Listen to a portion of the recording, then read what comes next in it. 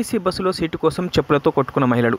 సికింద్రాబాద్ నుంచి దుబ్బాకకి బస్సు వస్తుండగా తొగుట మండలం వెంకట్రావుపేటలో ఈ ఘటన చోటు చేసుకుంది. సీటు కోసం మహిళల మధ్య గొడవ జరిగింది. కాగా ఒకరిపై ఒకరు చెప్పులతో దాడి చేసుకున్నారు.